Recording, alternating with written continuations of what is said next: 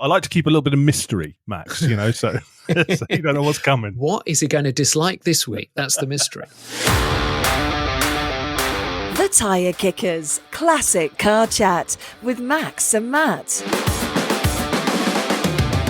Well, hello again. Just when you thought it was safe to tap your podcast app, We've got another episode of Classic Car Nonsense. yes, this week a listener asks, how about an affordable classic Porsche episode?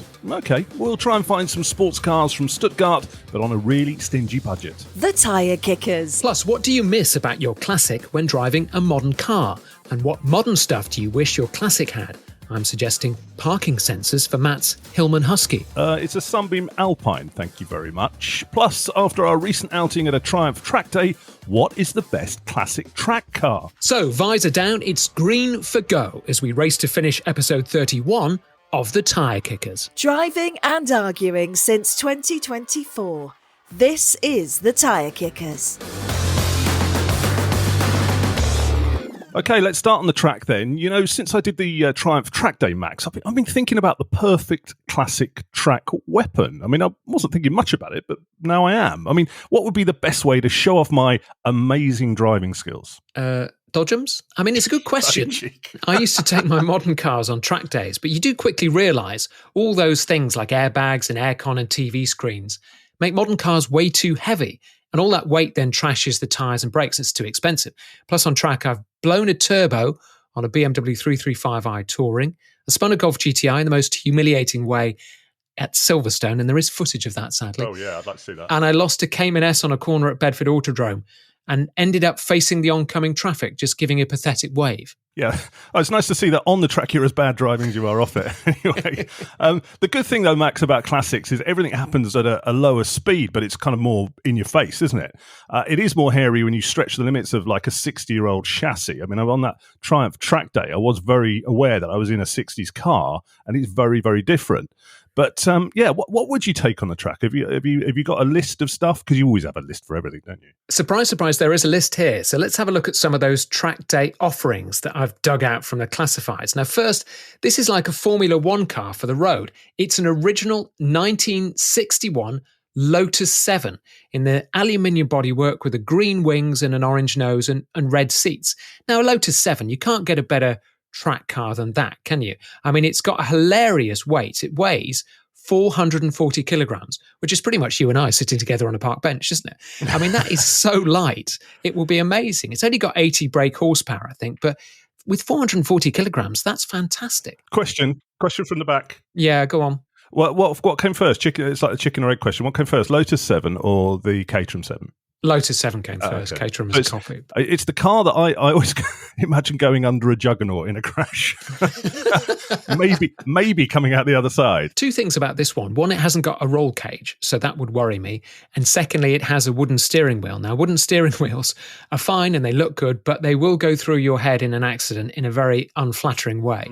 So I'd probably change a couple of things. I might put a steering wheel on it that's a bit smaller so I could get in, and then I might put a roll cage on it. But I think as a track car, it's pretty cool, isn't it? I don't know. I mean, it's a great place to start. What else you got? You and I aren't really much fans of fast Fords, but I think when you come to track days, maybe that's what you need. Something fast with Ford parts prices when you come to fix it.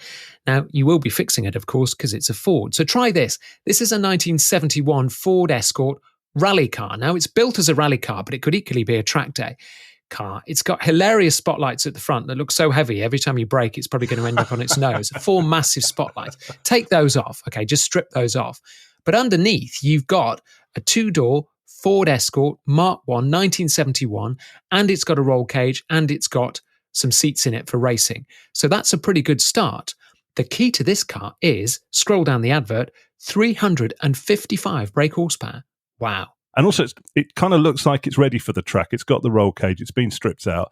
It looks like it's been done with the track in mind, which I think is always reassuring when you're getting into a car. I'm not sure I'd take mine straight out on the track as it is.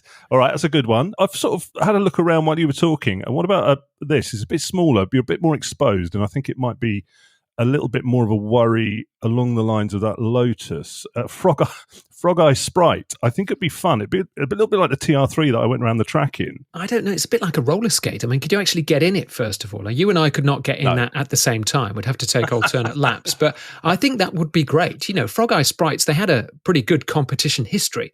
This is a 58, so it's a Mark 1. And it's got a 1275 engine, so I'm guessing that might be the upgraded engine. That would be pretty quick. Again, it's light. It hasn't got a roll cage. So you might need to put one of those in because that top of the windscreen isn't going to stop much in a roll, is it?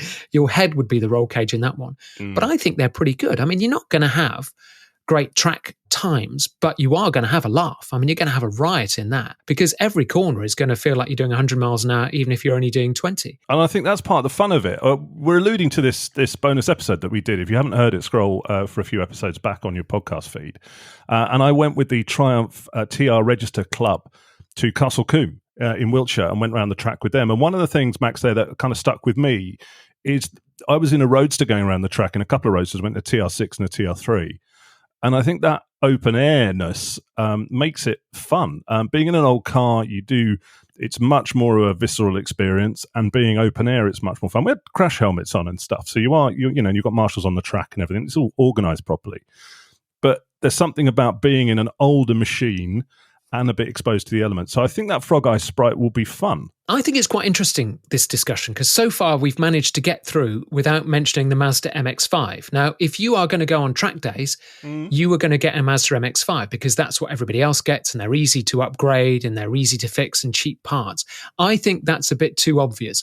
I do want to draw you to one choice I did find, which would stop a track day in its tracks, if you like. Look at this on your screen now. So this is a 1970 Plymouth Hemi Superbird Coupe. Now, these were the Dodge Chargers that were used in NASCAR, and they've got the most fantastic track gear to them. Firstly, a massive engine. What? Secondly, a massive spoiler on the back. Yeah. And thirdly, the droop snoot nose. Do you remember the Vauxhall Forenza droop snoot? What the hell is this? It looks like something out of Thunderbirds. Oh, it's fantastic. It's orange, as you say, with a droopy nose and a massive, great goalpost spoiler on the back. It's the Dukes of Hazzard Dodge Charger for the NASCAR racing in 1970, and they just put a massive engine in it and tried to control that massive engine with a bit of kind of early aerodynamics, and this is what you got. That looks so heavy that I think if it hit a corner, it'd just carry on sliding. It would be a laugh, though, wouldn't it? I mean, imagine turning up in that. First, the noise. You'd probably not get it through the noise regs. Secondly, you see lots of people in classic racing, minis racing those big Ford Galaxies, and it's great fun because the Mini makes up on the corners what it loses on the straights, whereas the Ford Galaxy is straight down the straights but is like a boat on the corners. So I think that would be quite good fun in classic track terms. Yeah, it's an interesting one. Have a look at that. Google Plymouth Hemi Superbird and you'll see what we're talking about. We might put a picture on Instagram as well. Talking of which, let us know what you think what great track classic car would be. It might be one you own, might be one you sort of fancy getting. Do let us know. We'll put a post up on our Instagram and our Facebook as well. And here are the details. You can get in touch with Max and Matt via our socials. We're at The Tyre Kickers UK on Instagram and The Tyre Kickers on Facebook. Okay, some hot news, Max. My Sunbeam Alpine is finally out of storage and finally back on the road. Talk about taking your time. You've missed all the nice weather. It's going to turn rainy now as soon as you get it out. Well, you're saying that. Looking out the window, actually, the day we're recording this, it's beautiful weather out there today. So I'm going to, after I've finished listening to your nonsense, I'm going to go out and have a little drive of that. But I collected it from storage this week, as you say. I mean, into May now. And it had been sitting since October last year. I was sort of kind of thinking... I didn't pump the tyres up. I didn't put any fuel stabiliser in. But apparently it fired up straight, and by the time I got it was warmed up. I just turned the key and off I went. It was one of those jobs midweek. And it comes back to that thing that I always say, Max, is like, don't drive your classic car when you're in a rush and you've got other stuff to do because it's just hassle. You just can't rely on it. Everything takes more time, doesn't it? And it's a bit more hassle. So first job was just to get it down the mechanics for a service at the other end of town. So I'd literally, as I say, I got in the car and within a couple of minutes I was comfortable again. I thought, oh, no, it's just a nice drive, And I looked at the fuel gauge and I remembered that when I put it in, I'd left it virtually empty. I'd left it on sediment, I think. But I thought, no matter. There's a petrol station. There's 2 petrol stations en route. Pulled into the first one, queue of traffic. no 99 fuel. And I thought, that's right, I'll go to the other one. Go to the other one, it's got cones out, it's shut. Now, at this point, I'm on fumes. I'm flying on fumes. So I sort of limped it into the garage and got it serviced, got it filled up. Anyway, I got a bit of fresh dinosaur juice in her eventually. I took her out for a bit of a shakedown trip. And you remember quite quickly what you have to do when you drive a classic car, because it's a bit more involved, isn't it, as we know. And two, you're also listening to what's that noise? Was that doing that before, or was that fine? It's a bit like flying a plane. You're watching the gauges more than you do in your modern car, don't you? You're looking at the temperature and the pressure and just checking they're all fine and checking your fuel's not leaking out or anything. But actually, thankfully, it's fine. But again, you remember other things about driving an old car. And it's mainly you notice this when you drive a classic car and you ride a motorbike, the dim drivers on the road. People just not looking, pulling out in front of you, slamming their brakes on, just stopping unexpectedly. And people just don't seem to read the road, do they? And also, because you're in a classic car, changing gear, getting going is a bit of effort. Stopping is a bit of effort with the brakes. And a bit like truck drivers, idiot drivers in front of you who stop and start and just cut you up. It actually causes quite a lot of work. You have to do quite a lot of work to get your car going again. Usually you've got the choke out, so it's running a bit, the revs are up anyway. So you get going, don't you? And you just want cars to get out of the way. But there's a lot of faffing about now. And especially if you're going through a town, people sort of, I don't know, there's a lot go and stop driving going on these days, isn't there? Especially since electric cars came in. People just go, stop, go, stop, go, stop. And also, they're so quick. If you're at a roundabout and you're going off and shoving it into first and ramming it into first and trying double clutching and revving, everybody is up your backside in seconds, isn't it? Because electric cars are so quick and so instant. Whereas old classic cars take their time and nobody has the time to wait. Well, exactly that. And also you then remember that with your brakes, you've got to give it a bit of time and read the road and stuff like that. But it was nice to get back into it. And within a few minutes, I had my arm out the window again and was putting it, once it warmed up, I sort of put it into a third again and just sort of floored it. got it rasping and everything. And otherwise, it's running really, really good. There's a couple of jobs that I can't remember I didn't do. There's something rattling underneath. There's like something loose. There's something that needs a new bracket or a bush has worn or something.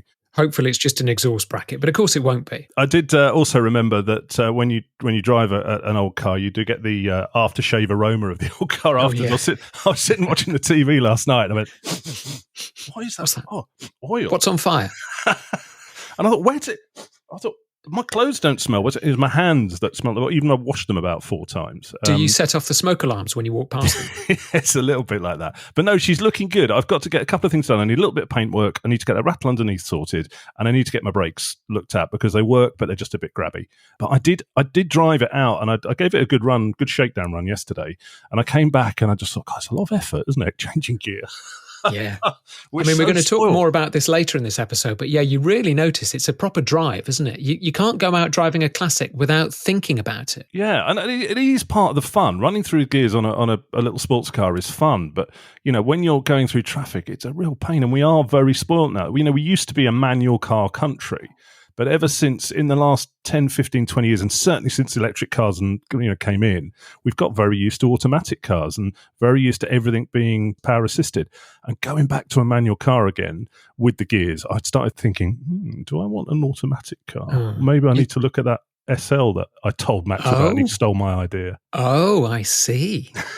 You're coming to the SL side of things, are you? But I don't know. Part of the fun, there is a joy in using an old car because it is so mechanical you have to drive it, but we will talk about that later, won't we? But yeah, if anybody wants to, I'm thinking of making a new aftershave. If you're apart from your classic car, maybe you go on holiday, something like that, you can just spray on a little bit of 2050, get a waft of oil mist. I've got a name for it. I've got a perfect name for it. Oda Hillman Husky. Now, since we last bickered, I took Ewing 4, my red 1980s Mercedes SL, out to 2 events for Drive It Day. So first of all, I went to the Classic Motor Hub at Bybury for coffee and classics and put a few photos up on our Instagram account. Yes, you did. There's some nice pictures up there, actually. The first 3 pictures, I was completely taken by this Jaguar XK120. Now, it's the most amazing spec. It's had the bumpers taken off. It's had sports fog lights put on. It's got a strap on the bonnet. It's got aero screens, bullet mirrors, it's got the spats, and it's all in this amazing aluminium type silver.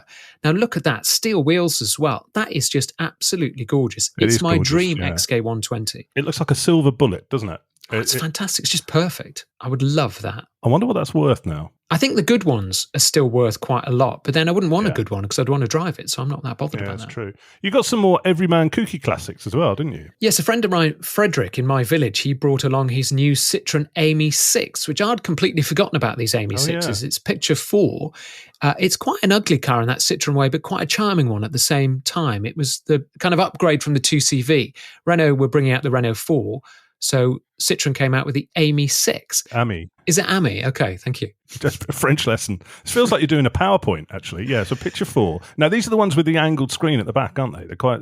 Yeah, it looks like the Ford Anglia. I think they're really cute. I mean, it's a great car inside. It's very basic, but very simple. And it's very stylish, isn't it? Stylish in a kind of like French sort of 1960s way. I really like those. You saw some minis and rollers and stuff like that as well. Minis. I met the owner of that black Rolls-Royce Corniche, which is on picture 7. That was fantastic because he said that was bought new by an arms dealer.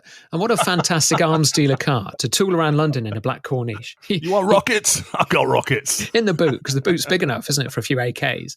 He took it to a modern Rolls-Royce dealer to fix it, and they took a week to fix it. They rang him up and said, sorry, sir, we just don't know how this thing works. Could you take it back? They just couldn't work it out. And the Mini is a lovely little 1275 GT, which is a cracking car. I love that. The other little things as well. There was that Fiat 500 you saw as well. Fiat 500 is always nice. There's a nice Lotus Elan and also a beautiful sort of light blue SL Pagoda with a kind of, we're suckers for that brown tan kind of cigar interior. That was absolutely max spec. I could have just bought that and driven it for the rest of my life. Just looked fantastic. Not many Drive It Day rally plates on. I wonder whether people are not into Drive It Day or they just don't like putting the rally plates on. It's sort of a funny event, Drive It Day, because I think it's a great idea. It's a kind of official kickoff to the classic car season. It's also, you buy a rally plate for 10 quid, 12 quid, whatever it is, and the money goes to, I think, the British Heart Foundation, and you're supposed to put the rally plate on your car. And as you see people about, it's supposed to raise awareness of classic cars and that sort of stuff. But I noticed when I've been to the Brooklands one in the past that there's only about 1 in 10 cars have bothered. And I don't know whether that's because it's badly publicised or whether they just can't be bothered or they've paid their 10 quid and they don't want to put the rally plate on. I'm not sure. What do you think? It would be good if it was publicised a bit more, isn't it? Because I always go out on Drive It Day and then forget it's a kind of charity event and then think, I should have done that. And then I'll have to do it next year and then forget next year all over again.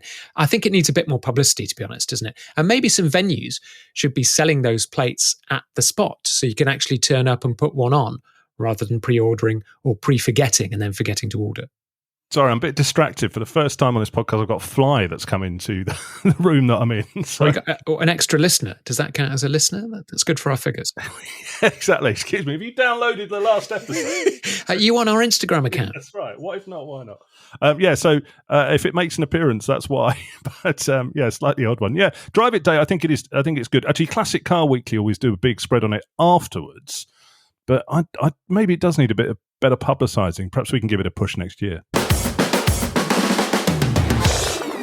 Okay, you're listening to episode 31 of The Tyre Kickers. Good to have you along. Thank you for your kind words as well about episode 30.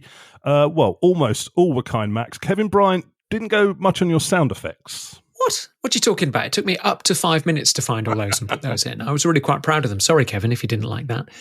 We talked about car show etiquette in the last episode. The do's and don'ts and how to behave at car shows and meets.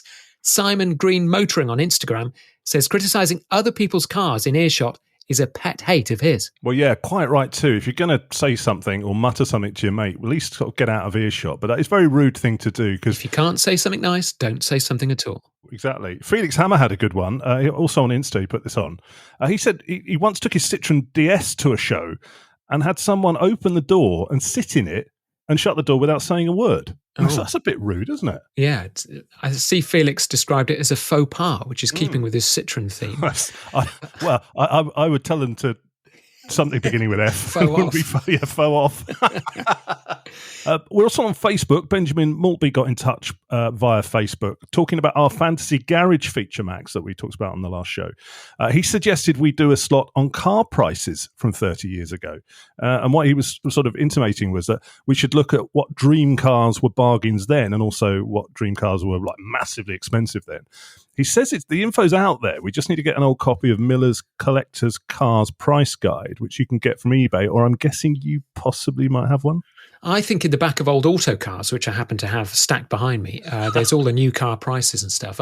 There's a family story about that because my dad, after he got married, bought a Aston Martin DB24. I think he bought it for about £40 or £50, and he sold it for their first house to pay for the curtains and the carpets. And I showed mum a picture of one the other day, and it's up at 250,000. So her desire for curtains and carpets has cost me an Aston Martin DB24. This is where a time machine would be very handy to sort of go back and go forwards to work out which cars. I think that's a good suggestion. Thank you, Benjamin, because I think certain things were cheap back in the day. I mean, certain things were expensive and have just like gone down, and certain things were cheap bargains like 20 years ago, maybe 20 years ago, 2025 or 30 years. Yeah, 30 we years could do ago. all three, couldn't we, and have a look at it? Let's do it. I think we should do that because I think there will be surprised at some of the prices for stuff. Mark Faulkner also got in touch about his dream cars via Facebook. He's lucky enough to have a GT40 Max and an old Lagonda as well, but he came up with a list of some others that he quite fancies. A Lexus LFA. I'm not familiar with an LFA. Okay. Toyota 2000 GT. Nice. Or a McLaren F1. That's a bit we're out talking of about prices, but that's the car to go for, isn't it? You're on the wrong show with that. But some nice cars all the same.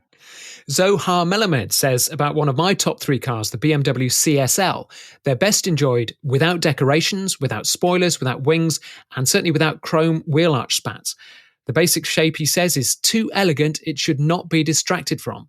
He also lists his top 3. Firstly, a Merc 116, 6.9. Oh, yeah. Secondly, an Alpha Spider boat tail. Boat tail, notice, not the cam tail, the Duetto. Still think the cam tail's good. No. And an ISO, is it ISO Griffo or ISO Griffo? Yeah. Those are really Series nice. 1. Type What are those? that Those into are the internet. Italian, aren't they? Yeah, they look gorgeous. I think Italian with an American engine. It does look a really good-looking car. But I haven't seen one for years, to be honest.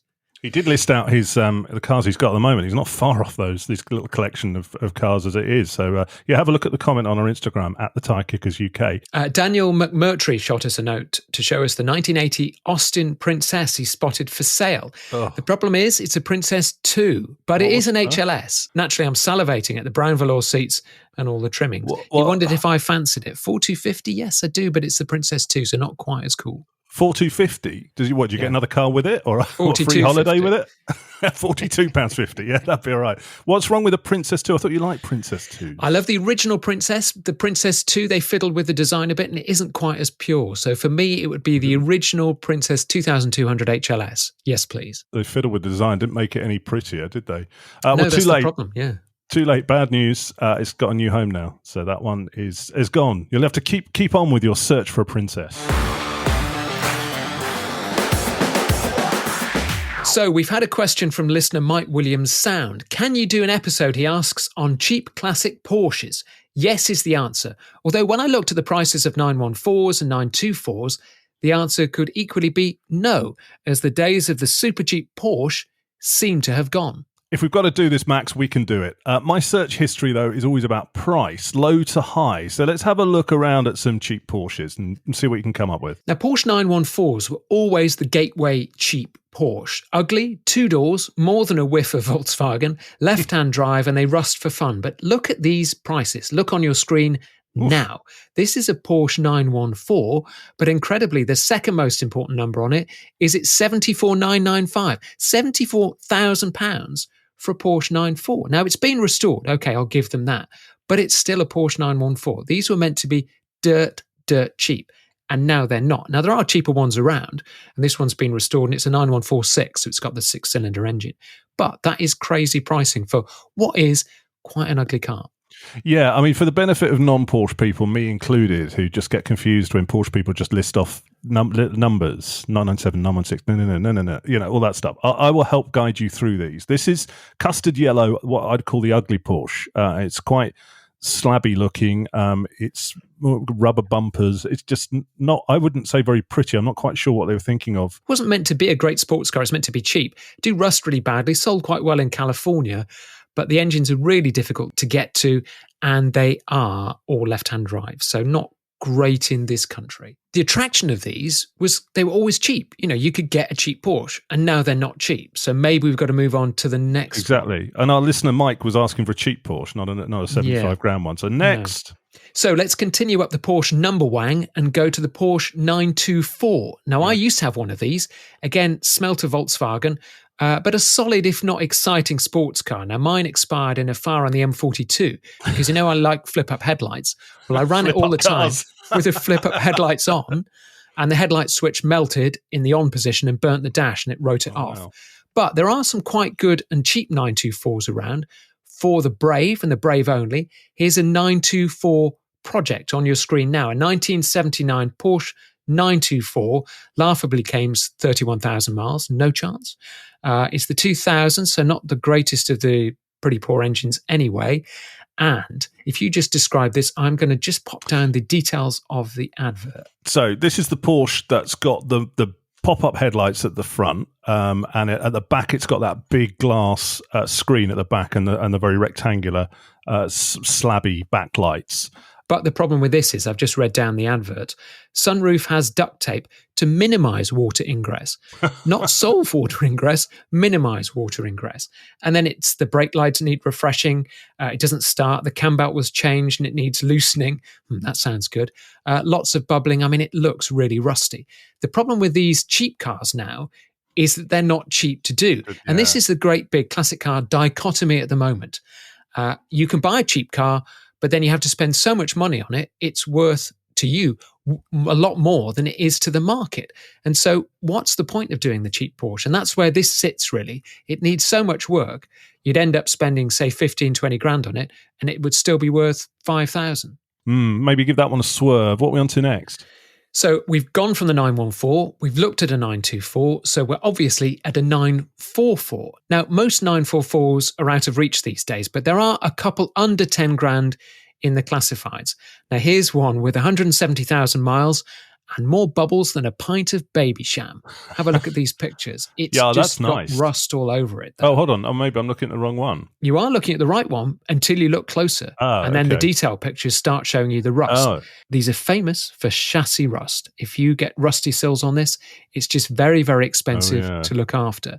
And then you start looking at the wheel arch pictures, and surprise, surprise, it's got rust all along it. Oh, it's a shame, because it's 10 foot away. It looks quite nice, doesn't it? But this particular car is in a sort of light metallic blue, and it looks really, really good from sort of a distance away. But when you start getting into the pictures of the close-ups and stuff, that you can start to see the rust and the rust around the wheel arches, and then on the sills. It's just such a shame, because from a distance it looks great. But 944s, and this is an S2 as well, 944s are great cars when they're sorted. But the problem is, this has got 170,000 miles on it. The engines need rebuilding at about 150,000 miles.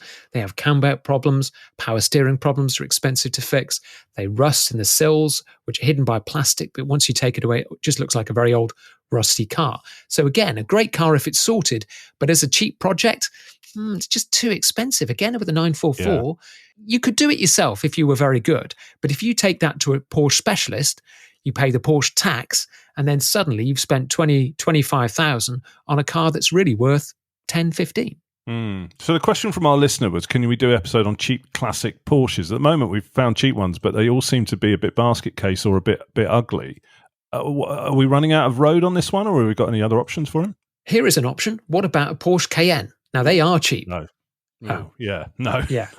It is a Porsche. It's not really a Porsche sports car, but if you want to drive a Porsche, if you want to have those letters on the back... It's a Volkswagen Touareg, isn't it? It is. It's also a bouncer's car. If you're a bouncer at a nightclub in Ipswich, this is what you drive. It is cheap. It's 4,995, and it is a Porsche, but I suppose that's pretty, though. No, that's the best thing I can say about it. I don't think that's necessarily what he's after. I think when you think of a Porsche, you're not thinking of an SUV, are you? Cayenne, yeah. We are getting to it. We're kind of coming up with a theory here that all the collaborations between Porsche and Volkswagen turn out ugly. Yeah, exactly. I think I'm going to throw one into the mix here, and and it's a car that I would have in the garage. Actually, Porsche Boxster. It was famously the car that saved Porsche, wasn't it, from going bust? Yeah, I think the Porsche Boxsters. I didn't think you liked Porsche Boxsters. Oh, there you go. I like to keep a little bit of mystery, Max. So. So you don't know what's coming. What is he going to dislike this week? That's the mystery. I didn't think you'd look, because when we talked about Porsche Boxsters way back in the mists of time, you were a little bit negative about them, particularly the earlier cheap ones with the fried egg headlights. Yeah, you didn't like them at all. Here's a 2002 fried egg headlight Porsche Boxster 2.7 for sale in the classifieds. Dug it out, silver black interior, nice, 3,995. 116,000 miles. I think this is the ultimate cheap Porsche. This is the kind of modern day Porsche 914. It's the base model. The 2.7 engine is perfectly all right as long as you don't get that IMS problem, but we'll discuss that on a different day. I think Porsche Boxsters are a bargain at the moment. That is much, much cheaper than MGB. It drives really nicely. It stops, goes, handles. I think they're really good. You can do a bit of correction on those orange indicators and stuff, and you can get clear ones now. Yeah, because the early ones, they're called gingicators because they are very, very orange. You can fit the latest style headlights. I'm not that bothered about that, to be honest. I think it would just be you'd be having too much fun in this car, to be honest, to worry about what colour the indicators are. I'd go for the next generation 3.2S for about 10,000, I think, and one with the IMS bearing sorted. See, that surprised you, isn't it? Yeah, it has, yeah. I mean, that's a very good choice, actually. I'm surprised you've made an intelligent choice. But it's not really cheap, is it? It's I think anything over 10 grand doesn't class as cheap. 10 grand for a cheap Porsche would be good if it's sorted. It's not going to give you grief. It's a weekend car rather than a classic car, I would say, because you're not going to be, as we've spoken about in previous episodes, it's not going to be something that's going to occupy your mind too much because it should be fairly reliable. Well, Porsche. It should be fairly reliable if it's been sorted out. I've got a question. Why do you 911 people hate them so much, though? Because there's a real sort of anti-feeling about Boxsters, isn't there? As a 911 person, I don't hate Boxsters because I had a Boxster in 2005 for 3 years, and I loved it. I mean, I went all around France in it, went to Italy in it. I think Boxsters are really good cars. I think now they're at that price point where they are cheap, and they're not going to be cheap forever because people are starting to realise, these are really good cars. Relatively straightforward if the engines are sorted. I think this is the point to get yourself a Porsche Boxster. And the conclusion of my little segment is that if you do want a cheap Porsche, go and get yourself a cheap Porsche Boxster. Think they're right or think they're wrong? Shoot us a note on our socials and let us know. We're at The Tyre Kickers UK on Insta and The Tyre Kickers on Facebook. So a couple of episodes ago, I was moaning. Yet again. But I was moaning about the new tech on modern cars. But then again, every time I use a modern car, I do like the comforts. I like the heated seats. I like the Bluetooth stereo. I like the sat-nav. I like the reversing beeps. I like the cameras. For example, how many times do you jump in your classic car, stick it in reverse, and then get surprised when the non-existent reversing sensors don't beep and warn you of something? Yeah, I had that this week when I got my back car out. I just thought, oh my God, I haven't got sensors on it, because you get so used to it. I mean, you could just look out the back window like we used to do in the old days. Yeah, you're right, but I don't. But we don't. I'm waiting for the sensors. Well, exactly that. We expect it to go beep, beep, beep. And I had to even watch the front of my car to make sure I didn't swing it into somebody this week as well. But I do get it. I mean, I've not got a heater in my car. Well, when I say I've not got a heater in my car, it is hot. I've just got no control over it. But, just some control, and you do get used to climate control and stuff like that. What else? I was thinking about this when I was driving my 87 Merc 300 SL this week. I was driving in total serene calm, just concentrating on, in capital letters T and capital letters D, the drive. Remember that feeling? It's like a Zen experience. Just me and the car, top down, in the sunshine. Nothing beeps, nothing tells me off. There's no screen to distract, there's no software to update, no steering wheel trying to steer itself, no faffing around trying to get Bluetooth to connect on the move. So what's best? Modern cars trying to give you lots of information, or just a steering wheel, some pedals, and a big lever to change the cogs? It's an interesting discussion, this, because I think if we'd have talked about this maybe 10 years ago, 2015, or maybe 2010, it would have been slightly different, because modern cars weren't quite as techy as they are now. Tech improved from probably about 2015 onwards, didn't it? And we started getting loads of stuff. Do you remember, it used to be stingy spec on modern cars in Britain, didn't it? You're barely lucky if you got air conditioning. But now they come with everything, and we have got very babied and very used to it. We've talked about parking sensors. I think they would be useful on a classic car, but I think the beeping would destroy like you mentioned, not it's being the Zen calm, yeah. Yeah, the Zen moment. I think that would intrude to it. Power steering, I think, is something that would be better. I mean, have you got power steering on yours? You have, haven't you? Yes, I have, yeah. Yeah, whereas I haven't. Although when you haven't got power steering, you do feel the road a bit more. Yeah, exactly. This is the point when I was driving this week, is I thought, I'm in the Merc. It's from 1987. I've got nothing to distract me apart from the speedo. I mean, literally, that in modern cars, you're looking around and it gives you all this information all the time, and you're thinking there's a bit of traffic on the M62 and you're miles away from it.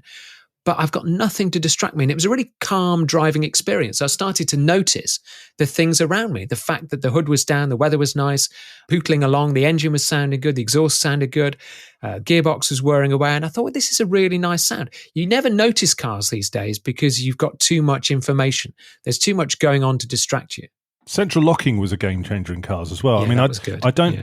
When you get into an old car and you remember you have to lock the boot separately and the doors separately. I have got central locking, I'm afraid. I've got central locking and power steering.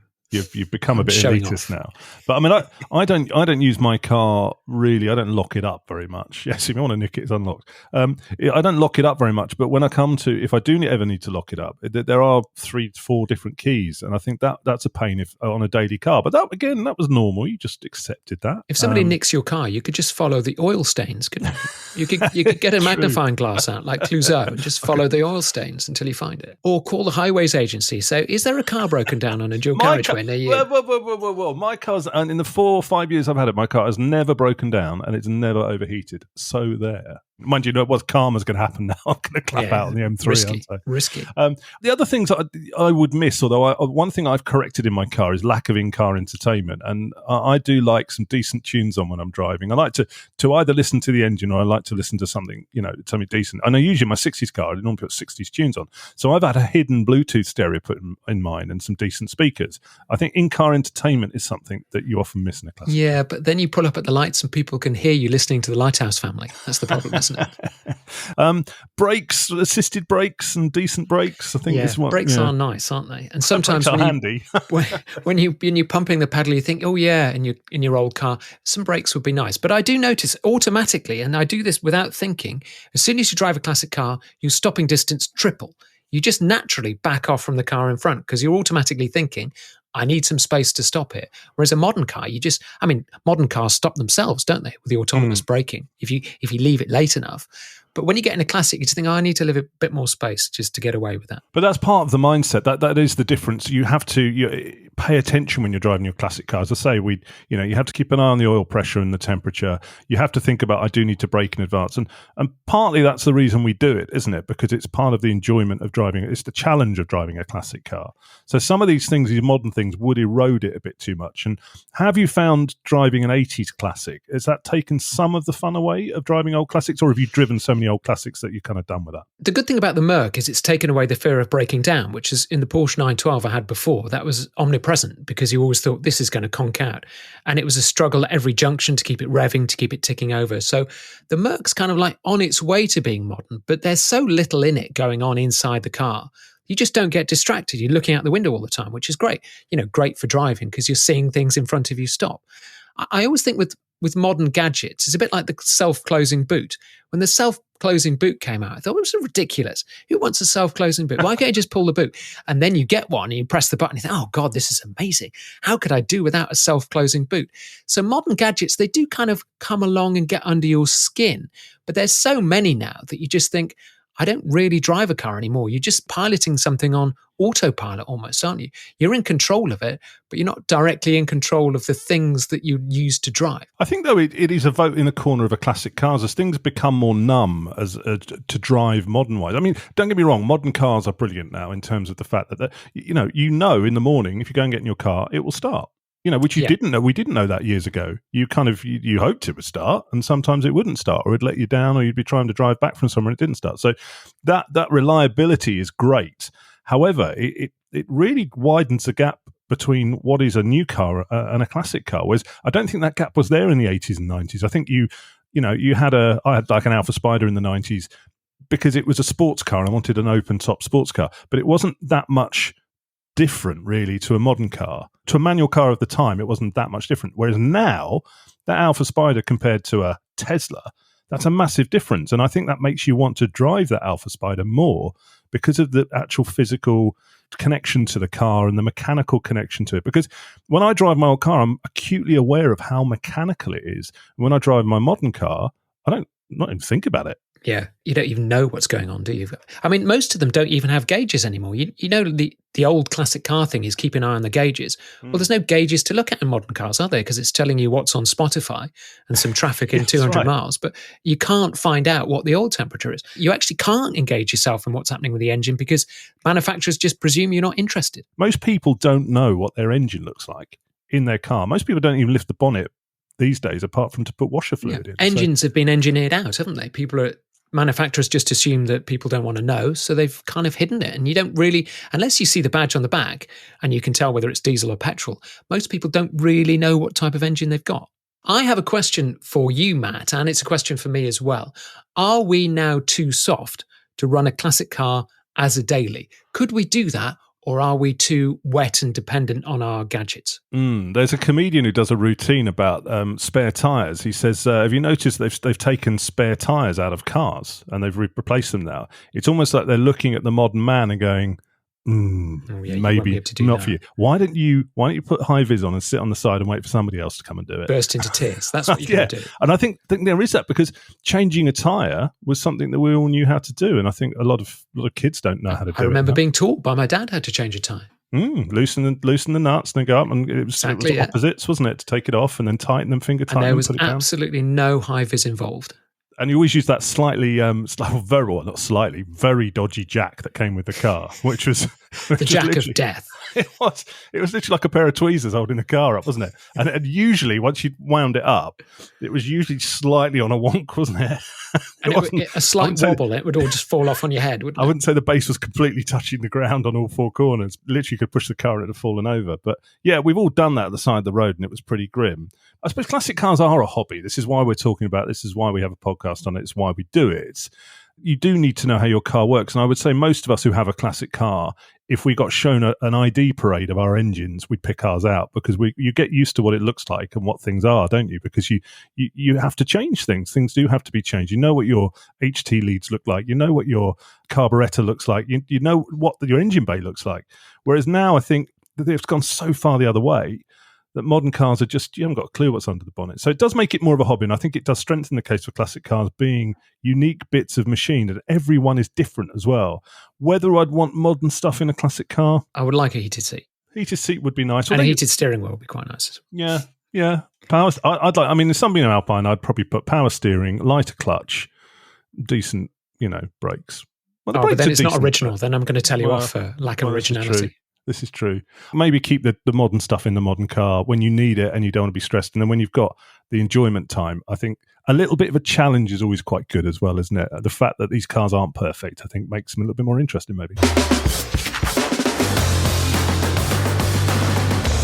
Well, we don't want to outstay our welcome in your ears, so that's it. We're off. Another episode is over. Coming up in the next show. High or low mileage? Are you bothered about what it says on the clock when you buy a classic? The Tyre Kickers. In the meantime, get in touch about anything you've heard today. Stick a comment on our Instagram or Facebook profiles. Or, Max, people can slide into our DMs, can't they? What does that mean? Slide into our DMs? What's that? Don't worry about it, Grandad. It will be the most excitement you'll get all week. See you next time, though. Goodbye. Bye. Don't forget, you can find us at The Tyre Kickers UK on Instagram and The Tyre Kickers on Facebook. I think the flies got bored and gone. Was it when I started talking about roll cages? Yeah, it was. Yeah, it was when you went into a monologue. I think it just seemed to fly off. Or just drop dead in boredom.